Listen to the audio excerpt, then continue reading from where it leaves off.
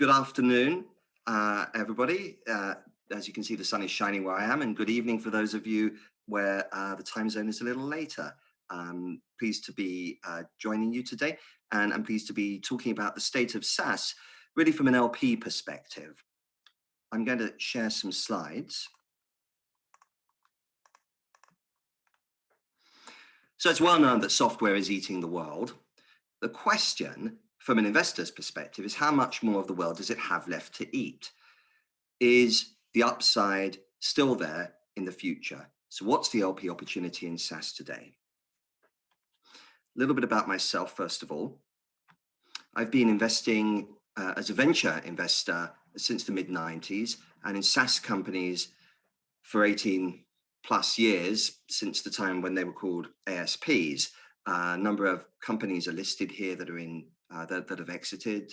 In the case of Forescout, went public on NASDAQ and then got acquired more recently by private equity from the NASDAQ market. Most of the companies in which I've invested are based in Europe, in various places, or in Israel. I co-founded Ox in 2017. I am a general partner there. Ox is a firm that's based in London and Stockholm and investing in scale-up stage SaaS companies around Europe. In my past, I've chaired the British Venture Capital Association. I'm currently the vice chair and past chairman of the Tel Aviv University Trust. So SaaS, as is well known in these COVID days, has performed very well in the public markets. SaaS enterprise values have pulled away from other asset classes, and the cloud index, the Bessemer Venture Partners Cloud Index, is the dark line at the top here on the chart on the left, has really outperformed. And the spread above NASDAQ growth since 2017 is now 2 times what it was. Cloud company IPOs have raised more than twice as much capital in 2019 as they did in 2020 year to date as they did in 2019.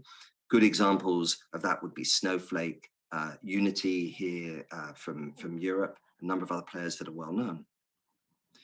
And public SaaS leaders like Salesforce, Zoom, DocuSign have added more than 50% on average to their current market cap in the past 9 months. So markets for SaaS companies in particular are very, very high. But this is confusing because actually revenue expectations have decreased.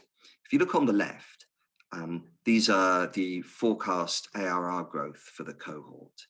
2020, before COVID, growth in ARR was forecast to be 39%. It's now forecast to be half of that, with a particular hit to new bookings. It's hard to attract new customers in these COVID times. Churn is up, and actually the blended CAC ratio is up as well. So the metrics aren't as strong, the forecasts aren't as strong. And actually spend forecasts are showing a blip.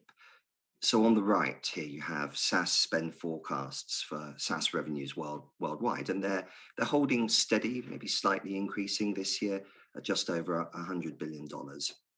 So with these factors taking place, what is it that's driving the valuation change? Well, here's our thesis. For any startup, and this is certainly true in SaaS, crossing the chasm has been the historical challenge. You could get early adopters, particularly in the first vertical that you're targeting, but it was very tough to move across to the early majority. The early majority would ask questions like, how do I know the proven benefit of using this? And it was hard to prove the benefit. There was a lot of risk. So even though a SaaS product is probably better, almost certainly better than the alternatives, that's only half the battle. Educating customers such that they're willing to take product risk is the biggest challenge. But now the chasm isn't really there anymore. What's happened is that the market expectation for the rate of digital transformation, and this really works across the global economy, has changed fundamentally. The early majority are no longer asking those kind of questions. Product risk has essentially disappeared, and enterprises of all types have suddenly moved up the adoption curve in buying intent because they have to in the environment in which we live. So we believe that the valuation change is explained by latent demand and post-COVID revenue expectations having increased dramatically. A number of leaders in the industry are saying that digital transformation isn't an option anymore, it's a requirement. It's well known that Satya Nadella from Microsoft said, we've seen 2 years worth of digital transformation in 2 months.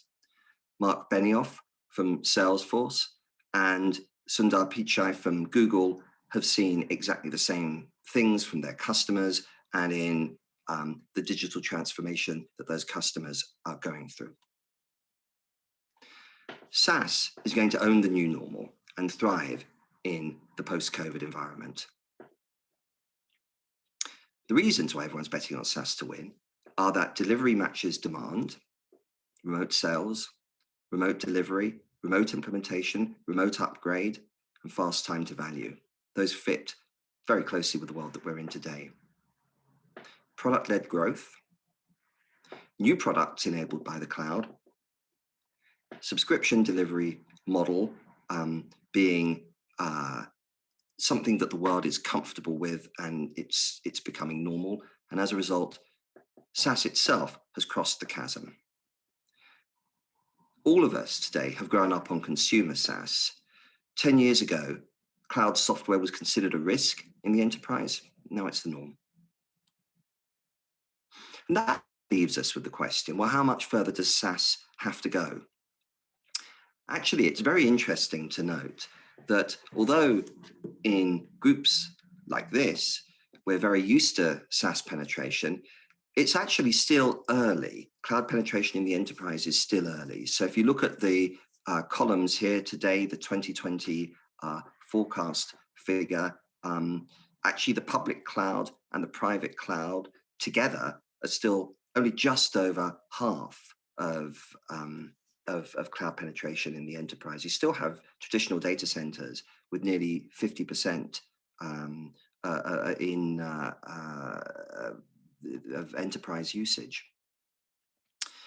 And we think that overall, the $100 billion or so of SaaS revenue today is going to increase substantially as industries like education and healthcare evolve and digital transformation in those industries starts to accelerate. The global software market today is about $650 billion. We think that the $100 billion of SaaS will penetrate much further into that. And we think the $650 billion itself is going to grow substantially. Very interestingly, from an LP perspective, in Europe, SaaS funding lags way behind the US, despite very similar demographics. We think this speaks to opportunity. Our population in Europe is about a third larger than the US. Our GDP is approximately the same as the US. But SaaS, meanwhile, raises only about 30% of the amount of capital that's been raised in the US year to date in 2020. So it looks like it looks like an underserved market.